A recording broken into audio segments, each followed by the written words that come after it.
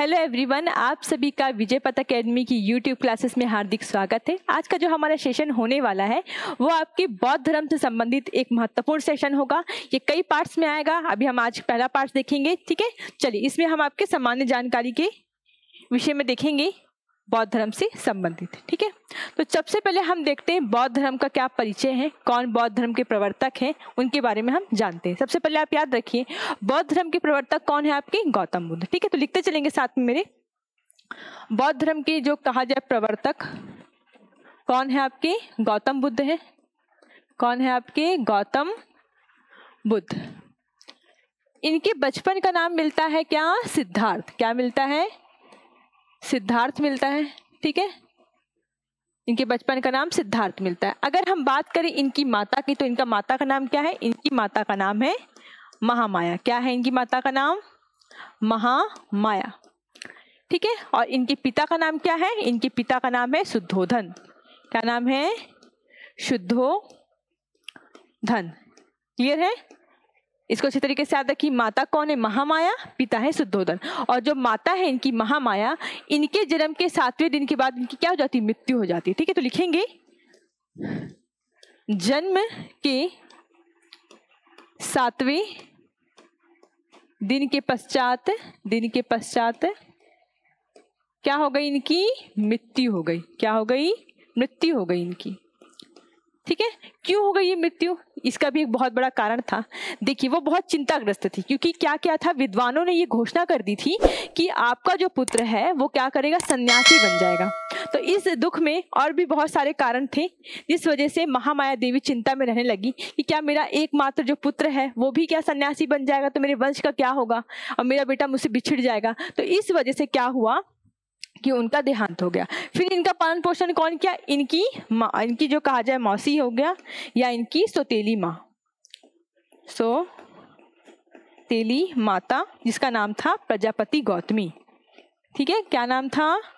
प्रजापति गौतमी, ठीक है। ये कौन है? ये आपकी जो महामाया देवी है उनकी छोटी बहन है, जो क्या करती है? इनका पूरा लालन पालन करती हैं, इनको बचपन से पूरा पालती हैं, ठीक है। ये हो गए इनके सामान्य जानकारी। अब देखेंगे क्या होता है। इनका विवाह किससे होता है? इनका विवाह होता है यशोधरा से। किससे होता है? यशोधरा से होता है, ठीक है। उस समय इनकी आयु रहती है मात्र 16 वर्ष। कितनी रहती है इनकी आयु? मात्र 16 वर्ष की आयु रहती है। तो लिखेंगे कितना? 16 वर्ष की आयु, ठीक है। तो 16 वर्ष की आयु रहती है इनकी मात्र, जब भी क्या करते हैं? इनका विवाह यशोधरा से होता है। और इनका पुत्र होता है कौन? राहुल। इनका पुत्र कौन होगा? इनका पुत्र होगा राहुल, ठीक है। देखिए, इनके बारे में एक कहानी है, एक स्टोरी है, दंत कथा कह सकते हैं इसको। देखिए, इसमें क्या होता है कि जैसे ही आपके गौतम बुद्ध के बारे में ये भविष्यवाणी की जाती है कि वो सन्यासी बन जाएंगे और वो राजमहल में नहीं रहेंगे, तो उनके माता पिता ये प्लानिंग करते हैं कि इनको किसी भी तरह से बाहर की दुनिया से दूर रखा जाए। तो इसलिए उन्होंने क्या किया? अपने ही राजभवन में ऐसे भवन बनाए जो हर ऋतु के लिए, हर ऋतु, चाहे वर्षा ऋतु, ग्रीष्म ऋतु, और क्या बोलते हैं आपका वर्षा ऋतु, ग्रीष्म ऋतु, शरद ऋतु, सभी ऋतुओं के लिए अलग अलग भवन बनाए, ताकि वो जो राजकुमार है वो बाहर ही ना जा सके, वो आराम से भोग विलासिता के साथ अपना जीवन व्यतीत करे। लेकिन फिर भी उनके मन देखते थे कि वो अकेले कहीं बैठे हुए हैं, शांत हैं, बहुत सारे मन में उनके प्रश्न उठते रहते थे। तो उनका एक मित्र था, उससे उन्होंने कहा कि आज मुझको क्या करना है? नगर का भ्रमण करना है। अधिकतर जब भी वो नगर भ्रमण पे जाते थे तो सभी बुजुर्गों को, सभी बीमार व्यक्तियों को क्या किया जाता था? रास्ते से हटा दिया जाता था। केवल स्वस्थ और समाज को बड़ा सुंदर दिखाया जाता था, जिससे उनको भ्रम हो गया कि हाँ, दुनिया तो बहुत अच्छी है। पर एक दिन बिना बताए वो चुपचाप अकेले निकल गए, और उन्होंने क्या देखा? उन्होंने रास्ते में देखा कि एक बहुत ही बीमार व्यक्ति।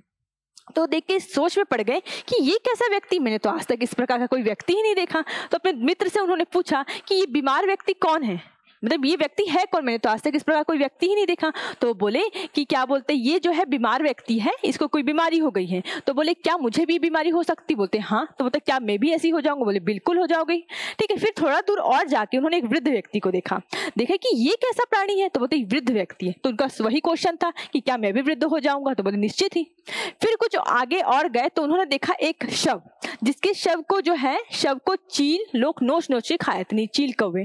तो उनके मन में आया क्या मेरा भी ये दुर्दशा होगी? तो बोले निश्चित ही होगी। तो उनका मन इतना दुखित हुआ कि उन्होंने निश्चय ले लिया कि अब वो इस संसार में नहीं रहेंगे। अब उनके मन में आया कि अगर मैं इस संसार में नहीं रहूंगा तो मैं कहाँ जाऊंगा, मेरे को सही रास्ता कहाँ से मिलेगा? तो इसी प्रकार भ्रमण करते उन्होंने एक सन्यासी को देखा और उसके पास जाके पूछा कि स्वामी आप इतने शांत चित्त में कैसे बैठे हुए हैं? तो उन्होंने कहा कि मुझे किसी भी प्रकार की तृष्णा नहीं है, मैंने संसार को छोड़ दिया, इसलिए मैं क्या हूँ, शांत हूँ और मेरा मन क्या है, इतना शांत है। तो उन्होंने उसी समय निश्चय लिया कि मैं अभी तत्काल क्या कर रहा हूँ, समाज को जो अपना सामाजिक जीवन है उसको मैं त्याग करके अपना पूरा जीवन समाज के कल्याण के लिए दूंगा करके। ठीक है, तो तत्काल क्या करते हैं, वो गृह का त्याग कर देते हैं। उसी समय उनके पुत्र का भी जन्म होता है, इसका नाम राहुल रहता है। तो उन्होंने कहा कि मेरे को मोह के बंधन में बांधने वाला एक और जीव इस दुनिया में जन्म ले चुका है, इसलिए उन्होंने उसका नाम क्या रखा, राहुल रखा। ठीक है, तो चलिए इनके आगे के जीवन के बारे में देखेंगे। अब इनकी जीवन की एक सबसे महत्वपूर्ण घटना जिसको कहते हैं हम महाभिनिष्क्रमण। जैसे कि उन्होंने ये दृश्यों को देखा तब उनकी उम्र क्या हो रही थी, 29 वर्ष। तो 29 वर्ष की आयु में उन्होंने क्या किया, अपने घर का त्याग कर दिया। ठीक है, इस घटना को क्या कहा गया, महाभिनिष्क्रमण कहा गया। तो चलिए लिखते हैं इसको। ठीक है, चलिए इसको लिखते चलेंगे साथ में। 29 वर्ष की अवस्था में, 29 वर्ष की अवस्था में सामाजिक समस्याओं से व्यथित होकर के, सामाजिक समस्याओं से व्यथित होकर गृह त्याग कर दिया, गृह त्याग कर दिया। ठीक है, यही घटना क्या कहलाई, महाभिनिष्क्रमण। ठीक, क्या कहलाई आपका, महाभिनिष्क्रमण कहलाई। सबसे पहले वो अनुपीय नामक आम्रवन में गए। कहाँ गए वो, अनुपीय नामक आम्रवन में गए। ठीक है, आम्रवन में गए जहां उन्होंने ये घोषणा कर दी थी कि अब मैं पूरे संसार को छोड़ रहा हूँ, सारी जनता, सारे समाज के सामने ये घोषणा करी। फिर वो कहाँ गए, वैशाली गए। ठीक है, कहाँ गए, यहाँ से वैशाली गए।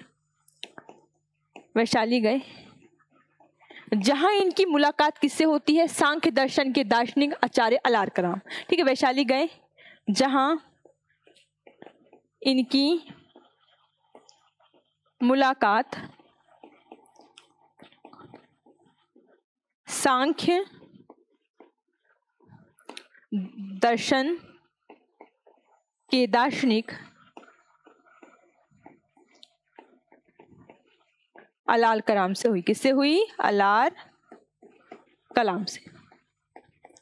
ठीक है, इसको नोट डाउन करेंगे। ये क्या बने, इनके प्रथम गुरु बनते हैं। क्या बनते हैं, ये इनके प्रथम गुरु बनते हैं, जो इनको आगे क्या करना है इस मार्ग को प्रशस्त करते हैं। ठीक है, तो चलिए इसको नोट डाउन करेंगे आप। ये बहुत महत्वपूर्ण कॉन्सेप्ट है आप लोगों के लिए कि महाभिनिष्क्रमण क्या है।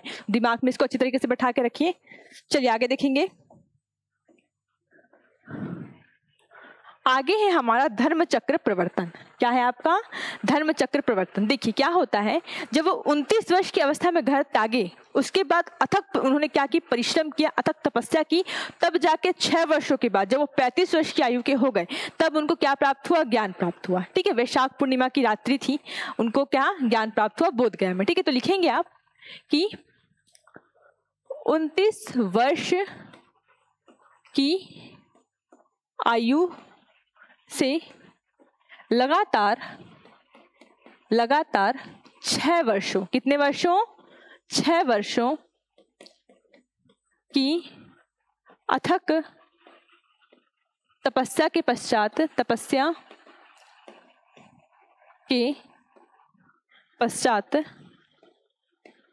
35 वर्ष की आयु में, कितने वर्ष की आयु में, 35 वर्ष की आयु में बोध गया में बोधि वृक्ष के नीचे। ठीक है, कहाँ पे, बोध गया में बोधि वृक्ष के नीचे, बोधि वृक्ष। अब ये बोधि वृक्ष कौन सा है? ये पीपल का वृक्ष है। कौन सा वृक्ष है आपका? पीपल का।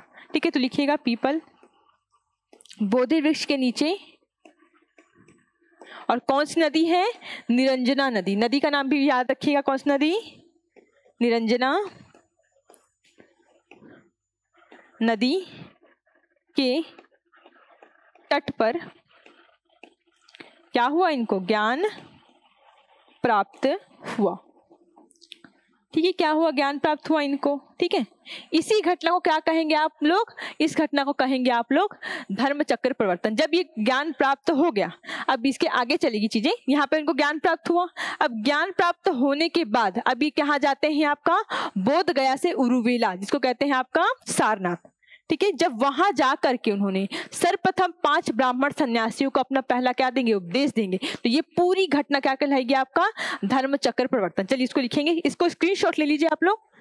ठीक है, कि उन्होंने क्या, कैसे, कब उनको ज्ञान प्राप्त हुआ है, कितने वर्षों के पश्चात, किस वृक्ष के नीचे, कौन सी नदी, ये सारे ही फैक्ट आप लोग को बहुत अच्छी तरीके से याद होने चाहिए। क्योंकि लगातार देखेंगे आप, हर 1-2 साल के अंतराल में आपको यही प्रकार के, इसी प्रकार के क्वेश्चन आपको देखने को मिलेंगे। ठीक है, बार बार बौद्ध धर्म से। ठीक है, चलिए आगे देखते हैं क्या हुआ ज्ञान प्राप्ति के बाद। लिखेंगे आगे यहां से, ज्ञान प्राप्ति के पश्चात, जैसे ही उनको ज्ञान प्राप्ति हुआ उसके पश्चात वो कहाँ गए? बोध गया से सारनाथ गए। कहाँ गए? सारनाथ गए। सारनाथ गए। कहाँ गए आपका?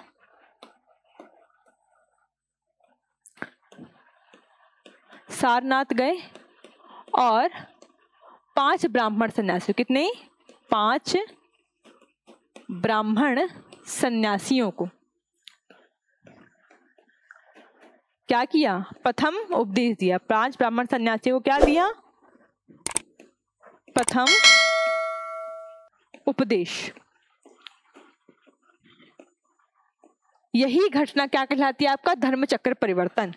यही घटना धर्म चक्र परिवर्तन कहलाती है। ठीक है, तो कैसे इसको याद रखेंगे? इस चीज को याद रखिए, महाभिनिष्क्रमण, घर का त्यागना और धर्म चक्र परिवर्तन। इसमें आप पढ़ेंगे कब उनको ज्ञान प्राप्त हुआ और ज्ञान प्राप्त होने के बाद वो कहाँ जा करके ज्ञान प्राप्त का, ज्ञान, अपने ज्ञान का किस किस को क्या दिए? उपदेश दिए। इस पूरी घटना का उल्लेख आप पढ़ेंगे धर्म चक्र परिवर्तन में। ठीक है, तो आपको ये भी कंप्लीट हुआ। आगे देखते हैं। ठीक है, चलिए आगे देखिए आप। अगला है आपका महापरिनिर्वाण। ठीक है, क्या है आपका महापरिनिर्वाण? देखिए क्या होता है, अपनी यात्रा भ्रमण के दौरान वो कहाँ जाते हैं? अपनी यात्रा भ्रमण के दौरान उनका अंतिम चरण में कहाँ जाते हैं? वो जाते हैं आपका कुशीनगर। कहाँ जाते हैं? आपका कुशीनगर। वो क्या है आपका? मल्लों की राजधानी। कुशीनगर जाते हैं, कुशीनगर। अब ये क्या है आपकी? मल्लों की राजधानी। मल्लों की राजधानी। ठीक है, मल्लों की राजधानी है। मल्लों की राजधानी पहुंचे, किसके यहाँ गए? अपने प्रिय शिष्य चुंद के यहाँ। प्रिय शिष्य किसके गए? चुंद के यहाँ गए। चुंद के घर गए। चुंद के घर गए और क्या हुआ यहाँ? उन्होंने सूकर मादक भोज सामग्री खाई और अतिसार रोग से पीड़ित हो गए। क्या खाई इन्होंने? सूकर मादक भोज सामग्री खाई। क्या खाई? सूकर मादव भोज सामग्री खाई और क्या हो गए? अतिसार रोग से पीड़ित। अतिसार रोग से पीड़ित। और क्या होता है इनका? 80 वर्ष की आयु रहती सब में। 80 वर्ष की आयु में, वर्ष की आयु में कितना समय क्या रहता है? 483 ईसा पूर्व का समय है में मृत्यु। ठीक है, ये इनका है महापरिनिर्वाण, जब इनकी मृत्यु हो जाती है। चुंद के यहाँ क्या खाए थे उन्होंने? आपका सुकर मादा भोज सामग्री खाई और आपका किससे अतिसार रोग से पीड़ित हो गए। ठीक है, तो ये आपकी कंप्लीट होता है आपका महापरिनिर्वाण। तो मुख्यतः 3 घटनाएं थी, महाविनिष्क्रमण, धर्मचक्र प्रवर्तन और आपका क्या महापरिनिर्वाण। अब हम देखेंगे कुछ महत्वपूर्ण और छोटे मोटे फैक्ट हैं, उनको भी आप लोग लिखते चलेंगे। ठीक है, चलिए एक साइड लिखे जाएंगे आप साइड में। जन्म का समय याद रखिए, जन्म, दूसरा मृत्यु, कहाँ जन्म हुआ है, कहाँ मृत्यु हुई है, इनका प्रिय शिष्य कौन रहा है। ठीक है, सर्वाधिक उपदेश कहाँ दिए हैं, सर्वाधिक उपदेश आपका अंतिम उपदेश, क्या आपका अंतिम उपदेश। ठीक है, चलिए इसको लिखेंगे साथ में। देखिए जन्म हुआ है 583 में लुम्बिनी में, लुम्बिनी नेपाल। ठीक है, मृत्यु होती है 483 में, कहाँ पे आपका पावापुरी, नहीं सॉरी कुशीनारा, कुशीनारा। ठीक है, इनका प्रिय शिष्य कौन रहता है, इनका प्रिय शिष्य रहता है आनंद। कौन रहता है, आनंद। ठीक, सर्वाधिक उपदेश कहाँ देते हैं, सर्वाधिक उपदेश देते हैं आपका श्रावस्ती में। कहाँ देते हैं, श्रावस्ती में देते हैं। और अंतिम उपदेश किसको देते हैं, सुबध को देते हैं। किसको देते हैं, सुबध को।